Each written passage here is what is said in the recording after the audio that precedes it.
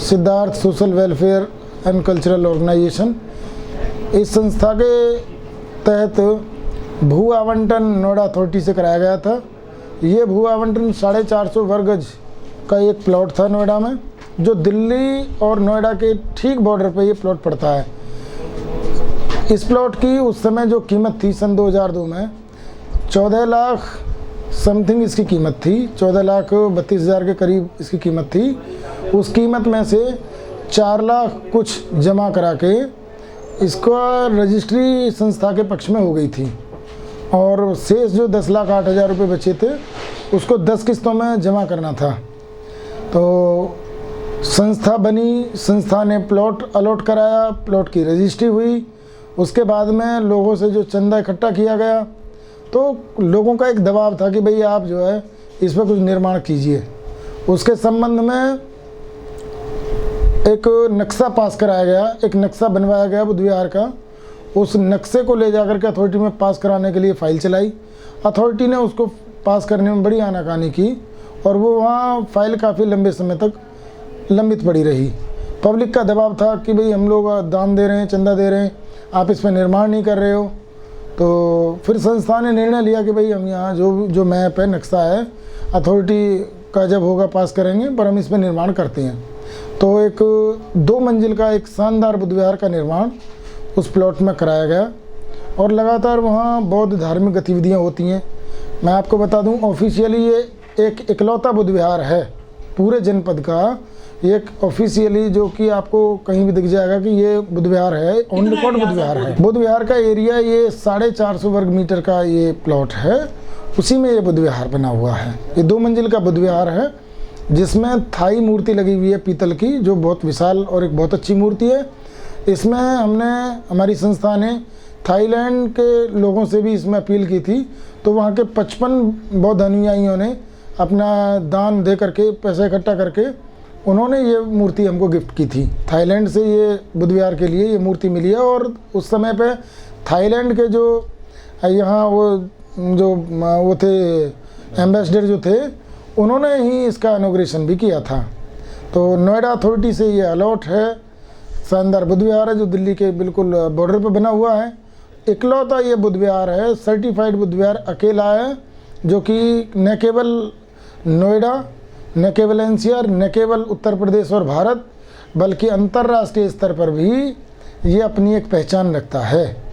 आज जो समस्या यहाँ बनी है वो वित्त की समस्या है। वित्त की समस्या इस प्रकार से है, गरीब लोगों की तो ये संस्था है भाई, ये इतने धनाढ़ लोग नहीं हैं। और आप जानते हो कि बुद्धिज्म पर आधारित जो संस्थाएं होती हैं वो मूर्ख बना करके लोगों से उस तरीके से डरा के ईश्वर के नाम पे और या पैगंबर के नाम पे यहाँ धन लूट वसूली नहीं होती है। लोग बौद्धिक रूप से यहाँ आते हैं, क्रियाकलाप करते हैं, अपना मैत्री करुणाशील समाधि की यहाँ बातें होती हैं, ध्यान होते हैं, मेडिटेशन, योगा, सब चीज़ें होती हैं, पर पैसा यहाँ ज़्यादा नहीं होता संस्था में। सर, ये जो प्लॉट जो अलॉटमेंट हुआ था 2001 में नोएडा प्राधिकरण से, इसकी कुल कितनी कीमत थी, कितना जमा कर दिया था, कितना बकाया रह गया था? 14,32,000 इसकी कुल कीमत थी, जिसमें से हमने 4,26,000 4,24,000 करीब इसमें जमा कर दिया था, और 10,08,000 रुपये को हमको समान रूप से 10 किस्तों में इसको देना था, जिसमें 5 लाख के करीब इसमें इंटरेस्ट जुड़ रहा था। ये 15 लाख कुछ हो जा रहा था। 10 किस्तों में हमको 2006 तक इसको जमा कर देना था। इस पैसे को हुआ ये कि उस समय संस्था इसका निर्माण करने में लग गई, निर्माण में बहुत सारा पैसा खर्च हुआ, और बाद में जो एक हमारे संस्था के जनरल सेक्रेटरी थे उनका निधन हो गया। तो उनसे संबंधित जो दस्तावेज थे वो नई कमेटी को नहीं मिल पाए। उनको ये भी नहीं पता लग पाया कि भाई कितना पैसा जमा हुआ, कितना जमा नहीं हो पाया। नोटिस तो मिलते होंगे ना? कोई नोटिस नोएडा प्राधिकरण ने सन 2002 तक हमारे किसी भी ऑफिशियल को कोई नोटिस नोएडा प्राधिकरण के द्वारा नहीं दिया गया। 2023 तक कितना पैसा जमा कर चुके हैं आप? 2023 तक अब हमने इसमें 11 लाख रुपए और जमा किया है। तो जो उसकी कॉस्ट बैठती है, अलॉटमेंट जो कॉस्ट थी, वो सारी जमा हो चुकी है।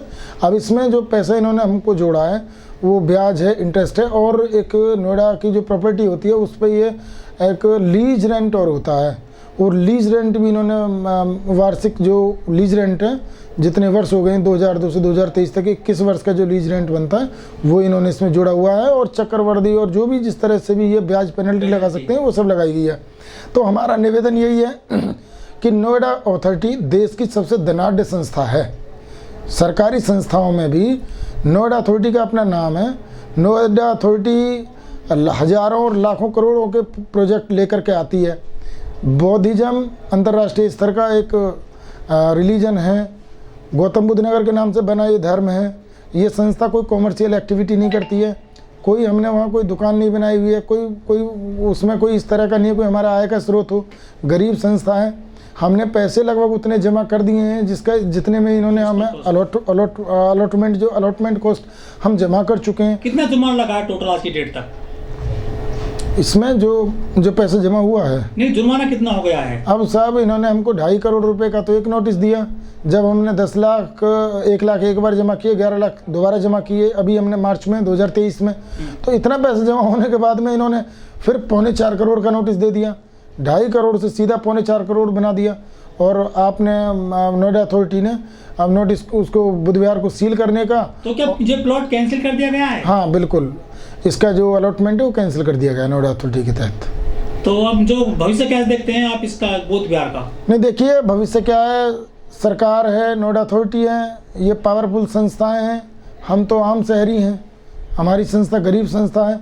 तो इतनी बड़ी जो धनराशि इन्होंने हमारे ऊपर निकाल रखी है 4.25 करोड़ रुपए, तो ये तो किसी भी रूप में संस्था दे नहीं पाएगी।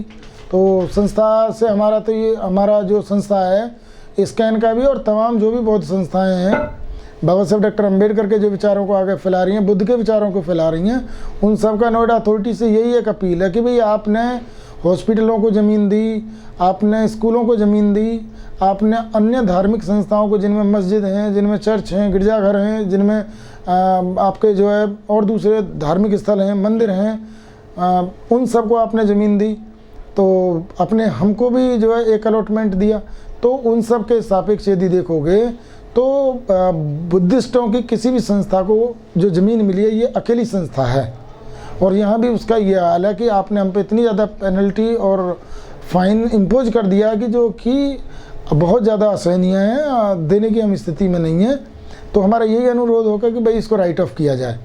आप ये मानते हुए कि भाई हमारा भी इस नोएडा में हक बनता है, हम भी तमाम गरीब कमज़ोर लोग हैं, नोएडा के डेवलपमेंट में हमारा भी योगदान है। और फिर भी कुछ ना कुछ के नाम पे जनपद है, वहाँ पर ये बौद्ध विहार है। जी जी जी जी जी भारत के नाम, भारत जो है बुद्ध के नाम से जाना जाता है। हमारे प्रधानमंत्री या हमारे एम्बेसडर्स या हमारे मिनिस्टर्स जब विदेशों में जाते हैं तो बताते हैं कि भाई यहाँ बुद्ध विहार हैं, देखो हमने वहाँ ये है, यहाँ ये है। तो बुद्ध के बारे में बहुत सारी बातें करते हैं। अब जब इस बुद्ध विहार का ये डिमोलिशन करने पर जैसे कि नोएडा अथॉरिटी आमद आया तो कल ये क्या बताएंगे? ये लेकिन दिल्ली में एक रविदास मंदिर तोड़ दिया गया था, तो अपने बुद्ध विहार को कैसे बचाओगे आप?